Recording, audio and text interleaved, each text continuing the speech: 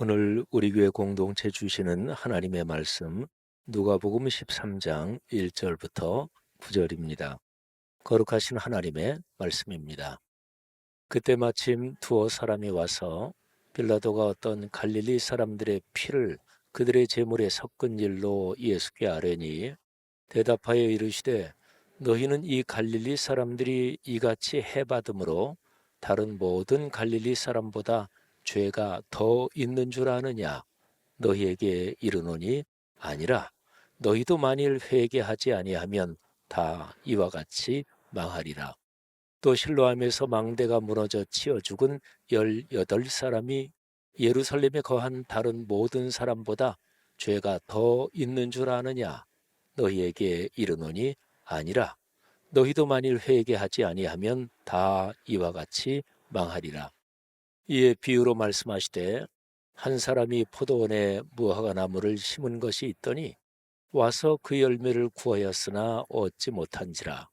포도원지기에게 이르되 내가 3년을 와서 이 무화과 나무에서 열매를 구하되 얻지 못하니 찍어버리라. 어찌 땅만 버리게 하겠느냐. 대답하여 이르되 주인이여 금년에도 그대로 두소서.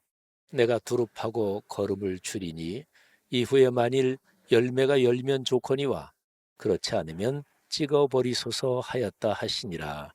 아멘. 교회에서 목회자가 중요합니다. 목회자가 잠들면 교회도 잠듭니다. 목회자가 병들면 교회도 그렇습니다. 목사직에 관해서 우리가 건강한 이해를 가지는 게 아주 중요하지요. 지난 4월 3일에 우리 교단에서 목사 안수식이 있었습니다. 1년에 한 번씩 있는데요. 올해는 정확하게 100명의 전도사님들이 이제 안수를 받고 목사가 되셨습니다. 우리 교회 김은호 목사님도 그 중에 한 분이죠. 근데 쭉 목사 안수식 순서 중에 안수까지 딱 마치고 바로 그 다음에 권면의 순서가 있습니다. 신임 목사님들한테 주는 권면이지요. 그래서 100명의 목사님들이 쭉 앉아 있고 그 옆에는 배우자가 앉아 있고 또 위층에 가족들도 쫙 다 있고 그러는데 제가 권면의 순서를 맡아서 권면을 했습니다. 제가 별로 길지 않은 그런 길이로 해서 신임 목사님들한테 15가지를 권면을 했습니다. 그 중에서 9가지를 제가 한번 말씀드리겠습니다. 1. 목사직은 직무 또는 기능이지 신분이 아닙니다. 베드로전서 2장 9절에 있는 대로 목사까지 포함한 그리스도인 모두가 하나님의 백성이며 왕 같은 제사장입니다. 하나님께서 그 중에 목양을 위해 어떤 사람들에게 목사의 기능을 맡기셨습니다. 이 목사라는 기능보다 그리스도인이라는 신분이 더 근본적임을 늘 명심하십시오. 그리스도인의 정체성이 약해지면 목사는 타락합니다. 마태복음 25장에 기록된 대로 목사님들 중에서 나중에 천국에 들어가지 못할 사람이 있다는 것을 기억하십시오. 그 목사 안수 금방 받고 사람들 쭉 있는데 한 거니까 그러게 상상하면서 들으세요. 두 번째 항목은 제가 안수 금방 받고 다 감격스러워하는데 찬물을 끼얹는 것 같아서 목사님들 중에서 나중에 천국에 들어가지 못할 사람이 있다. 뭐 근데 성경에 있는 얘기니까요. 3. 목사의 근본적인 직무는 사도행전 6장에 있는 대로 말씀의 사역입니다. 삼일체 하나님께서 인류와 세상을 구원하려고 주신 유일하고 완결된 계시 곧 66권 성경 말씀을 그리스도인으로서 묵상하는 일에 삶과 사역에서 최우선 순위를 두십시오. 4. 목사이기 이전에 그리스도인으로서 날마다 말씀 묵상에 힘쓰십시오. 말씀 묵상을 하면서 동시에 설교 준비를 하지 마십시오. 말씀 묵상은 그리스도인으로서 하나님의 음성을 듣는 시간이고 설교 준비는 목사로서 말씀 증언을 위한 작업입니다. 5. 설교 준비를 하고 나서 회중에게 선포하기 전에 그 설교 내용을 하나님께서 나에게 주시는 말씀으로 깊이 묵상하면서 내가 목사이기 이전에 그리스도인으로서 그 말씀을 내 삶에서 어떻게 순명할지 깊이 묵상하고 용감하게 실천하십시오. 6. 설교는 결코 종교 상품이 아닙니다. 하나님의 말씀에 나의 존재를 걸고 회중에게 대언하는 일이니 엄중한 일입니다. 설교 준비부터 내가 먼저 그 말씀을 듣는 과정을 거쳐 회중에게 선포하는 일까지 깊이 기도하며 성령님의 임재를 간구하십시오. 7. 내가 목양하는 성도들은 목사인 내 양이 아닙니다. 예수님께서 요한복음 21장에서 베드로에게 말씀하신 대로 예수님의 양입니다. 성도들을 목사의 추종자로 만들지 말고 마태복음 28장 18절부터 20절의 명령에 따라 말씀 묵상으로 살아가는 예수님의 제자로 만드십시오. 8. 담임 목사든 부목사든 내가 목회하는 교회를 성장시키려는 열정과 헌신은 좋은 것입니다. 그러나 그 동기나 목적을 정직하게 살피십시오. 말씀 묵상으로 거룩함에 이르는 열망 없이 내가 성공해서 유명한 목사가 되려는 것이라면 교회 성장을 내 성공의 수단으로 삼는 것이니 큰 죄악입니다. 9. 결코 교회 성장주의나 번영신학이나 기복주의에 빠지지 마십시오. 종교 심리적 기술이나 방법을 배우거나 연습하지 마십시오. 목사가 망가지고 교회도 망가집니다. 에베소서 4장 말씀처럼 나의 인격과 일상이 매일의 말씀 묵상을 통해서 예수 그리스도를 닮아가는 일에 힘쓰십시오. 예, 15가지 중에서 9개만 말씀을 드렸습니다. 목사의 직무를 제대로 감당하려면 목회자들이 말씀을 깊이 묵상해야 되지요. 또 공부 또는 연구를 해야 되죠. 당연한 일입니다. 근데 목회자 한 사람이 내가 묵상한 말씀을 같이 나누는 그런 소그룹이 있어야 합니다.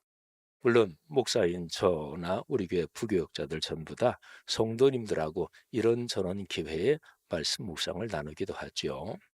그런데 아무래도 현실적으로 목사가 성도들하고 말씀을 묵상한 것을 나눌 때는 사실은 다 오픈하고 편하게 나누기가 쉽지 않습니다. 그래서 목회자끼리 목사들이 서로 모여서 말씀 묵상을 나누는 모임이 반드시 필요합니다. 제가 미주 쪽에 있는 목회자들하고 동목, 미주 이런 모임을 한 달에 한 번씩 합니다. 네, 지난 주간에 미주 동목 온라인으로 한 7, 8명 같이 만나서 말씀 묵상을 나눴습니다. 이번에 나눈 거는 누가복음 13장을 가지고 나눴어요.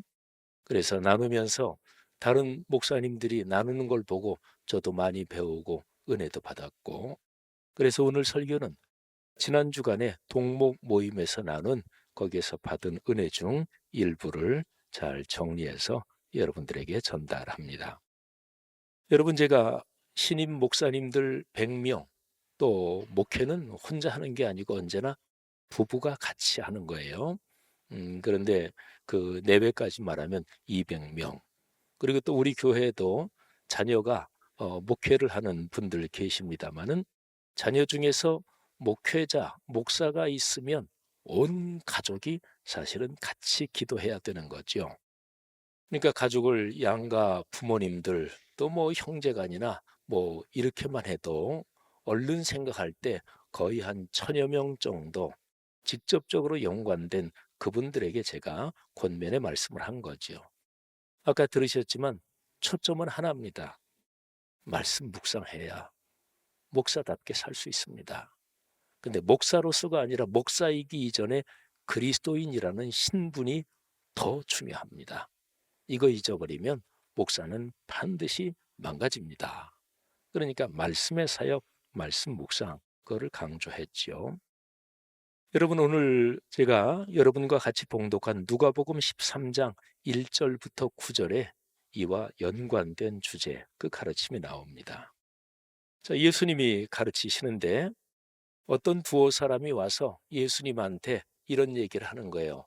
총독 빌라도가 갈릴리 사람들 몇 사람이 이제 피해를 입어서 죽임을 당했어요. 그리고 그들의 피를 우상에게 제사를 드리는 거기에다가 피를 섞었습니다.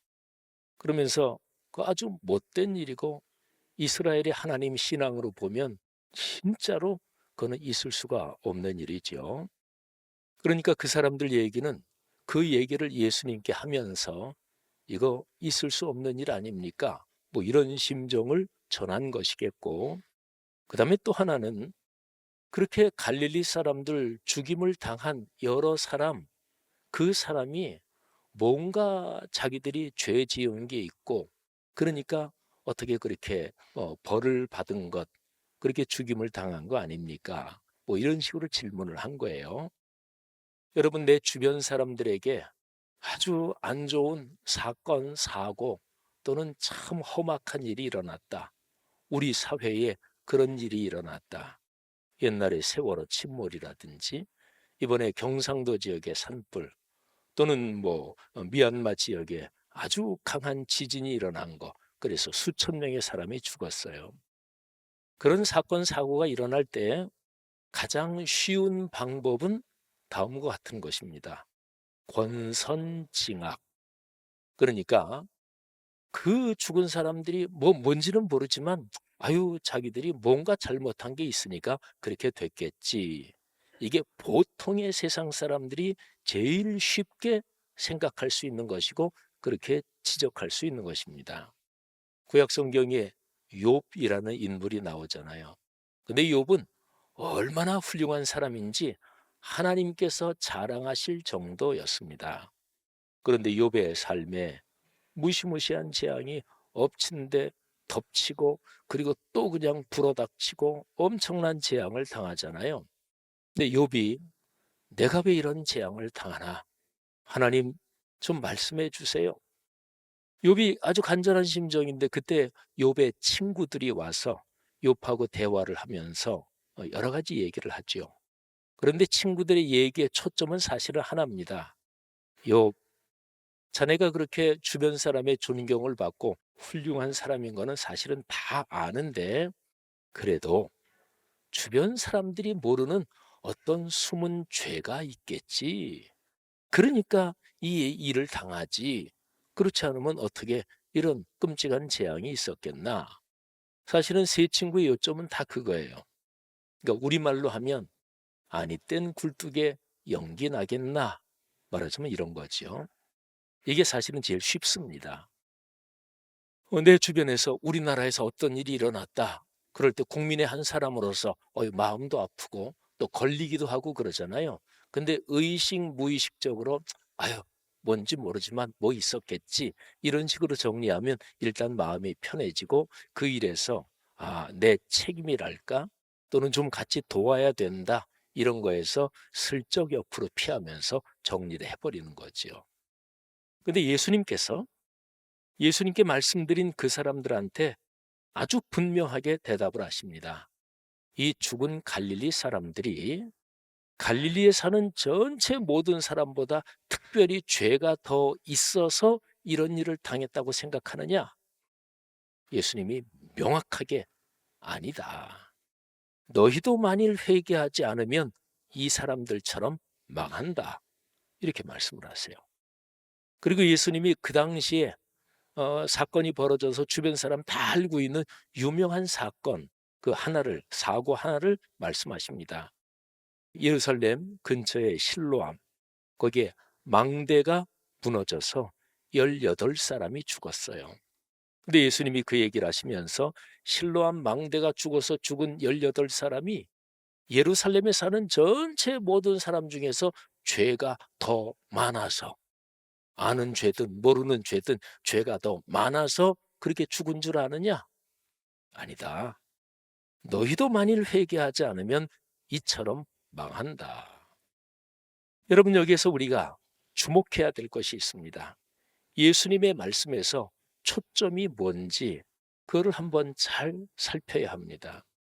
어떤 어려운 일, 사고, 뭐 불행한 일 이런 게 닥치면 그 누구 때문이지? 아이 뭐 그 사람이 뭐 잘못한 게 있기 때문에 그러겠지 하면서 그 일의 원인을 우리는 보통 다른 사람, 나 말고 다른 쪽으로 이렇게 손가락질을 하지요. 근데 예수님의 말씀은 너희 삶의 주변에서 어려운 사건, 재앙이나 이런 게 닥칠 때 자신을 성찰해라. 이 말씀을 하시는 거예요. 그러니까 내가 이 일에 대해서 내가 좀 더 사랑하지 못해서 그랬지. 내가 좀 더 미리 좀 세심하지 못해서 그랬지. 그 사람 그렇게 불행한 일을 당했는데 내가 평소에 좀 그 사람을 잘 돌봐 줄 걸 하고 자신을 성찰해야 한다. 이게 예수님의 가르침입니다. 여러분 생각해 보세요. 교회도 그렇고 가정도 그렇고 또 여러분이 사회생활하면서 여러분이 있는 뭐 회사 직장 또는 뭐 친구 관계든 어느 집단이든지 사람이 있는 집단에서는 어려운 일이 하나도 없다. 그런 집단은 아무 데도 없어요. 뭐 친목회도 뭐 하다가 올해는 우리 어디 친목회 1년에 한 번 있는 정기 대회를 갔는데 기념품을 뭐 하냐? 근데 기념품 때문에도 막 서로가 의견이 갈려서 뭐 싸움이 날 수도 있고요. 뭐 인간 사회는 다 그런 거예요. 그런데 내가 속해 있는 그 어떤 단체든 또 어디든지 간에 거기에서 어려운 문제가 발생할 때 자기를 돌아보라는 거죠. 아유, 내가 좀 더 잘해야지. 내가 좀 더 희생해야지. 아유, 내 자존심 좀 더 꺾어야지. 예수님의 가르침이 이거예요. 너 자신을 성찰해라. 근데 우리는 습관적으로 그렇게 안 하죠. 또 아주 날카로운 사람, 그런 사람은 그냥 딱 현상을 보고 그 누가 잘못했네. 그거 내가 전에 그렇게 하지 말라 그랬잖아. 그러니까 자기는 이렇게 빼놓고 흔히 시장 말로 지적질을 하는 거죠. 근데 기독교적인 삶은 그게 아니다. 어떤 어려운 일, 또 어떤 힘든 일이 생겨도 나를 성찰하면서 그 일에서 나도 내 자신을 살펴서 내 자신을 회개하지 않으면 같은 일을 당할 수 있다. 이런 생각도 가져야 되고 또 그 일에 대해서 공감 또는 책임 의식을 가지고 예를 들어서 미얀마 지진, 뭐 미얀마 사람한테 우리가 뭐 어떻게 연결된 건 없잖아요. 그런데 그리스도의 사랑으로 그래. 다음은 얼마라도 그 사람들 돕는데 내가 좀 헌금을 하든지 기부를 하든지 해야지. 이게 예수님의 가르침이지요. 자, 그런데요. 여기서 하나 질문할 게 있습니다. 예수님이 망한다. 어떤 상황이면 회개하지 않으면 망한다. 이렇게 말씀하셨어요. 그러면 예수님이 표현하신 회개하지 않으면 이게 구체적으로 뭘까요? 중요하잖아요. 회개하지 않으면 망한다 그랬으니까 회개하지 않는 게 뭔지 알아야 그런 거를 멀리하고 적극적으로 회개하고 그래야 안 망할 거 아니겠어요. 거기에 대한 설명이 그 다음에 이어지는 6절부터 9절에 있습니다. 자, 오늘 우리가 1절부터 9절까지를 묵상하는 거예요. 근데 1절부터 5절까지는 회개하지 않으면 망한다. 이 강한 얘기를 두 번이나 하세요. 그리고 나서 이어지는 6절에 거기에 관련된 비유를 말씀하세요. 자, 성경 해석의 아주 가장 기본적인 원칙 중에 하나가 이겁니다. 뒤에 나오는 본문이 앞에 나오는 본문을 해석한다. 이런 것입니다. 그러니까 어떤 말을 하고서 뒤에 설명을 하잖아요. 이거 그렇게 하면 안 돼요. 제 생각에는 하면서 설명하잖아요. 그러니까 우리가 보통 하는 말이나 글도 다 그래요. 그래서 성경 해석도 뒤에 나오는 본문이 앞에 나오는 본문을 해석한다. 이렇게 되는 거예요. 근데 더더군다나 오늘 6절에는 이렇게 기록이 되어 있어요. 이에 비유로 말씀하시되. 그러니까 앞에 거를 받는 거예요. 회개하지 않으면 망한다. 자, 그러면 거기에 대해서 내가 비유를 말하겠다. 이거지요. 어허, 아주 직접적으로 연결되는구나. 이렇게 금방 아시겠죠? 비유는 이런 것입니다. 어떤 사람이 무화과 나무를 심었어요. 그런데 3년이 되도록 열매를 얻지 못했습니다. 3년까지 기다렸는데, 그래서 그 과수원, 그 관리인한테 이 주인이 말이죠. 그 무화과 나무 3년 동안이나 열매도 맺지 못하는데 찍어버리시오. 그랬더니 관리인이 이런 얘기를 하는 거예요. 주인님, 올해 금년에도 좀 놔두시죠. 제가 주변을 이렇게 파고 거름도 주고, 그래서 1년 더 기다려서 열매를 맺으면 아유 좋고요. 만일에 그때도 열매를 맺지 않으면 그때 찍어버리는 게 어떻겠습니까? 자, 여러분, 3년 기다렸는데 열매를 구하지 못했다. 유대인의 숫자 개념에서 완전수가 있어요. 3도 그렇고 7도 그렇고 10도 그렇고 이게 완전수예요. 3년 기다렸다, 이거는 기다릴 만큼 기다렸다, 이런 뜻이에요. 그런데 1년을 더 기다려 주는 거예요. 오늘 여기 성경 말씀에 금년에도 그대로 주소서 이렇게 번역이 됐는데, 좀 성경 그 구절을 조금 더 이렇게 번역하면 더 좋을 거예요. 금년까지만 그대로 좀 놔두시죠 하는 거예요. 1년 더 유예 기간을 좀 두시지요, 이런 겁니다. 여러분, 여기에서 대단히 중요한 뜻이 있습니다. 유예 기간. 유예라는 게 뭐죠? 어떤 일을 다 공적으로 결정했어요. 그래서 집행하고 실행하면 되는데 1년 뒤에 실행한다. 그러면 이게 유예 기간이지요. 어떤 사람이 죄를 지어서 그래서 재판을 받았어요. 근데 징역 1년, 집행유예 2년 이런 선고를 받았어요. 그러면 징역형을 선고를 받은 거예요. 그런데 감옥에 들어가는 게 아니고 그 뒤에 집행유예 2년. 그러면 그 사람을 2년 동안 살펴보는 거예요. 징역 1년을 집행을 유예하는 거죠. 그래서 2년 동안 그 사람이 건강한 시민으로 잘 살아가면 징역 1년이라는 그거를 부과하지 않는다. 그러니까 유예 기간을 두는 거죠. 여러분, 우리의 삶을 한번 생각해 보면 우리의 삶은 유예 기간이 있어야 사실은 살 수 있어요.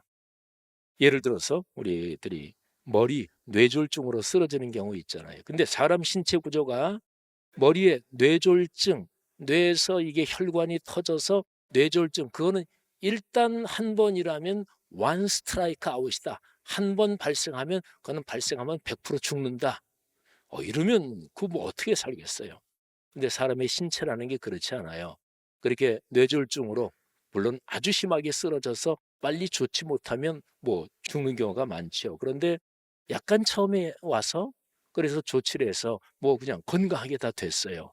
그러면 뇌가 약하다, 위험하다, 뇌 혈관 그거 조심해야 된다, 경고를 주는 거지요. 그러면 유예 기간이 말하자면 생긴 거예요.